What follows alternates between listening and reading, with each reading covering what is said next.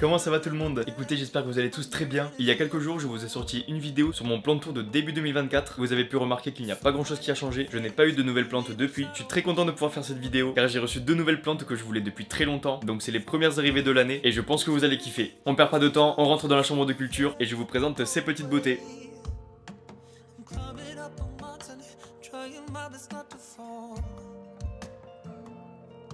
But if I focus on my mindset, I know it's gonna be alright. This is just how life is. It's going round in circles.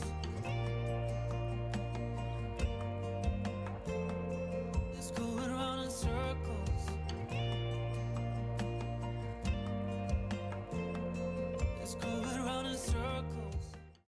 Voici mes 2 nouvelles plantes qui sont un Monstera obliqua Peru et un Monstera adansonii mint. Regardez la beauté de ces espèces, je suis tellement heureux de pouvoir enfin en avoir. Ça doit faire bien 2 ans que j'ai toujours eu envie d'avoir ces petites plantes, mais j'avoue que je voulais commencer par des plantes un peu plus classiques pour pouvoir commencer à me faire la main sur le végétal. Ça va bientôt faire 2 ans que j'ai ma chambre de culture et que je commence du coup à élever quelques plantes et je me suis dit que ça pouvait être enfin le bon moment pour pouvoir en prendre. Donc j'ai franchi le pas, je les ai achetées et franchement je suis super content parce que déjà ce sont de super belles plantes et elles sont arrivées en parfaite santé, donc je suis vraiment trop heureux. Ça fait maintenant quelques semaines que je les ai acclimatées et que j'ai pu les mettre ensuite dans ma chambre de culture. Avec mon expérience un peu plus avancée, je sais maintenant quoi faire pour ce type d'espèce de plante. Donc il y a des petites optimisations que je vais vous montrer après. Il y a même carrément des nouvelles feuilles qui poussent. Le Monstera obliqua, je l'ai reçu avec ses feuilles et depuis il m'a fait celle-là et il commence à m'en refaire une autre et même carrément une autre pousse ici. Pour le mint, je l'ai reçu avec ses feuilles. Il m'a déjà fait cette feuille là et il commence à refaire une pousse. Donc vous voyez qu'elles poussent super bien. Elles ont des feuilles vraiment saines et je vais tout donner pour que ça continue comme ça parce que des plantes comme ça, on n'en voit pas tous les jours. Donc j'essaie aussi de m'informer un peu plus sur les espèces pour que les plantes poussent au mieux. Comme petite optimisation pour que les plantes poussent mieux dans la chambre de culture, je l'ai équipé d'un thermomètre hygromètre pour savoir quelle température exacte il fait dans la chambre de culture et également quel taux d'humidité il fait. Comme ça je peux mieux régler les paramètres quand il fait trop chaud, trop froid, peu humide ou trop humide. J'ai installé une deuxième optimisation pour les plantes, surtout pour mes boutures. Après avoir mis leur substrat, je remplis la surface du pot de sphaigne pour que les plantes puissent garder une meilleure humidité et depuis que je fais ça, tout le monde pousse encore mieux, donc c'est le principal. Depuis quelques temps, je commande toutes mes plantes sur le site Plants qui est vraiment un super site. À chaque commande, je n'ai jamais été déçu. J'ai toujours reçu des plantes saines. Quand j'ai reçu le colis, j'ai été comme un dingue et je vous jure que quand j'ai ouvert les plantes, je savais que j'avais pris une obliqua de quelques feuilles, donc je savais qu'elle aurait une taille assez grande. Mais par contre, j'ai vraiment été choqué par le adansonii mint. Quand je l'ai ouvert, j'ai vu des feuilles de malade qui faisaient la taille de ma main. Je crois que j'avais jamais vu un adansonii avec de si grandes feuilles. Vraiment, j'étais comme un dingue. Quand je les ai reçues, je ne les ai pas directement mises dans la chambre de culture. Elles sont restées 2-3 jours dans la reptile room sous des laits de plus petites pour pouvoir les habituer. Et au bout de 3 jours, je me suis dit qu'il était enfin temps de pouvoir les placer dans la chambre de culture et de les voir bien grandir. Maintenant que je vous ai fait une petite présentation de mes 2 nouvelles plantes, je vais vous donner quelques informations sur ces espèces, vous expliquer les paramètres pour pouvoir bien les maintenir et pour finir, on leur créera des tuteurs parce que ce sont des plantes grimpantes, ça marche super bien, ça aide pour la bonne croissance de ces plantes et en plus je trouve ça super joli.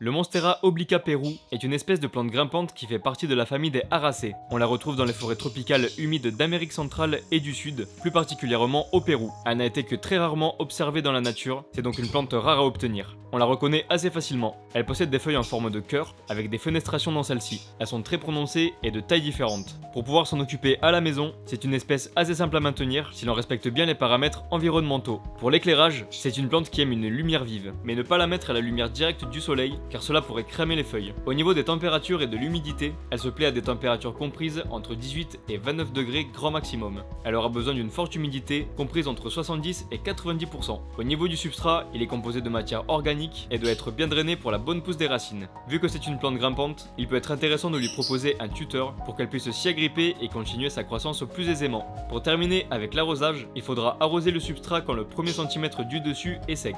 Un apport en engrais une fois tous les 15 jours, de mars à octobre, garantit à la plante une parfaite santé. Attention à ne pas sous-arroser et surarroser la plante pour lui éviter tout problème de santé. Le Monstera adansonii mint est une espèce de plante grimpante qui fait partie de la famille des Aracées. On la retrouve dans les forêts tropicales humides d'Amérique centrale et du Sud. La variété mint veut dire que la plante possède des parties panachées d'albinisme sur l'ensemble de ses feuilles, ce qui fait d'elle une plante rare à obtenir. On la reconnaît assez facilement. Elle possède des feuilles en forme de cœur avec des fenestrations dans celle-ci, prononcées et de tailles différentes. Pour pouvoir s'en occuper à la maison, c'est une espèce assez simple à maintenir si l'on respecte bien les paramètres environnementaux. Pour l'éclairage, c'est une plante qui aime une lumière moyenne à vive, mais ne pas la mettre à la lumière directe du soleil car cela pourrait cramer les feuilles. Cette variété produit moins de chlorophylle au vu de son albinisme panaché et photosynthèse donc moins. Il est alors important de lui procurer un éclairage plus vif qu'un Adansonii classique. Au niveau des températures et de l'humidité, elle se plaît à des températures comprises entre 15 et 30 degrés grand maximum. Elle aura besoin d'une bonne humidité comprise entre 60 et 90%. Au niveau du substrat, il est composé de matière organique et doit être bien drainé pour la bonne pousse des racines. Vu que c'est aussi une plante grimpante, il peut être intéressant de lui proposer un tuteur pour qu'elle puisse s'y agripper et continuer sa croissance plus aisément. Pour terminer avec l'arrosage, il faudra arroser le substrat quand le premier centimètre du dessus est sec. Comme pour le Monstera obliqua, un apport en engrais une fois tous les 15 jours de mars à octobre garantit à la plante une parfaite santé. Attention toujours à ne pas sous-arroser et surarroser la plante pour lui éviter tout problème de santé. Maintenant que leur présentation est terminée, c'est parti pour leur faire de magnifiques tuteurs pour qu'ils puissent se régaler à pousser en hauteur. C'est parti pour la conception des tuteurs. Nous avons besoin d'un grillage avec des carreaux espacés de préférence, une tenaille pour pouvoir couper le grillage,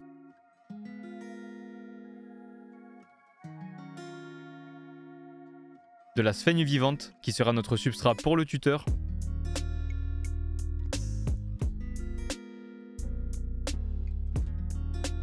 et pour finir, des serre-flex qui nous permettra de lier les deux extrémités du grillage pour pouvoir terminer le tuteur.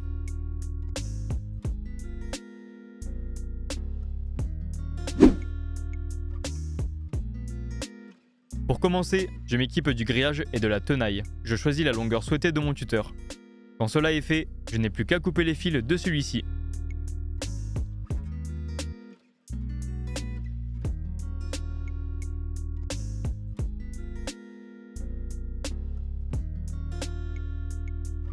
Voici la base de notre tuteur. Vu que j'ai encore de jeunes plantes, je préfère commencer avec un petit pour pouvoir le faire évoluer au fur et à mesure du temps.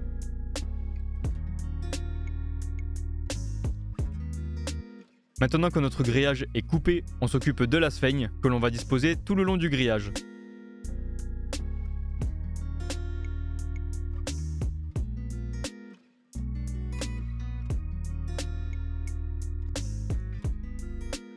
Après en avoir mis une bonne couche, le but est de plier les extrémités du grillage pour pouvoir mieux le fermer ensuite.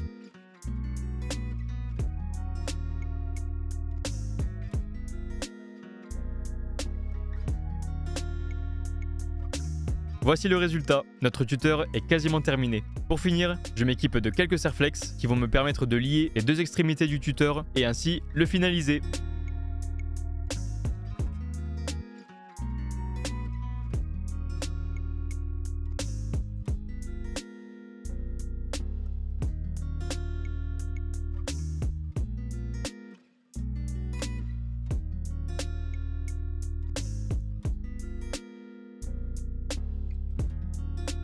Ça y est, notre premier tuteur est terminé.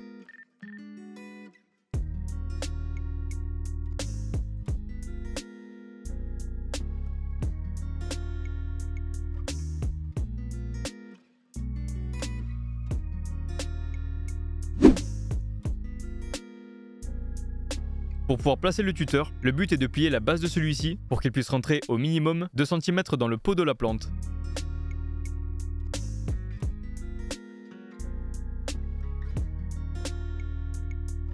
Après avoir fait ça, je n'ai plus qu'à m'équiper d'un autre serre-flex pour attacher délicatement, sans trop serrer, la pousse de la plante où l'on commence à apercevoir des petites racines aériennes pour qu'elles puissent se loger dans la sphaigne.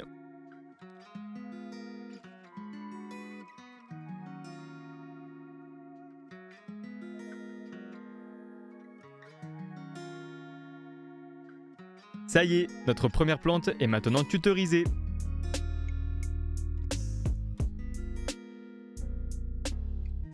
Pour le deuxième, on n'a plus qu'à suivre ce même procédé.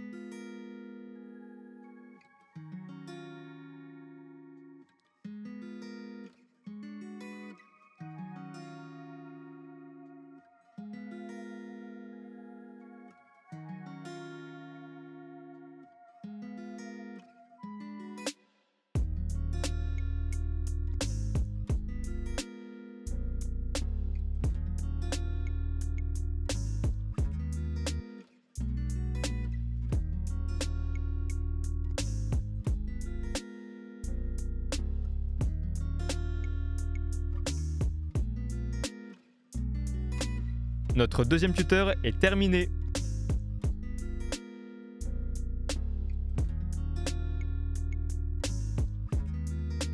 On n'a plus qu'à le placer en dessous des racines aériennes.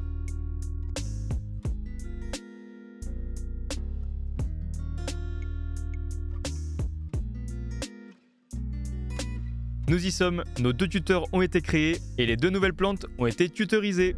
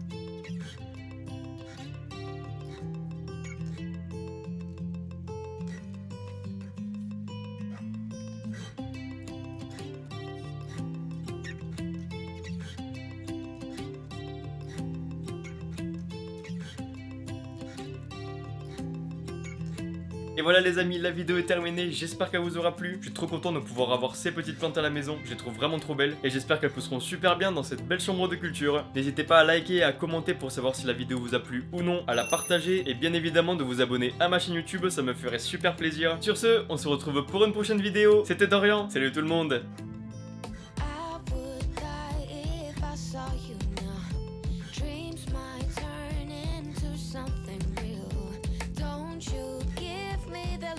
Take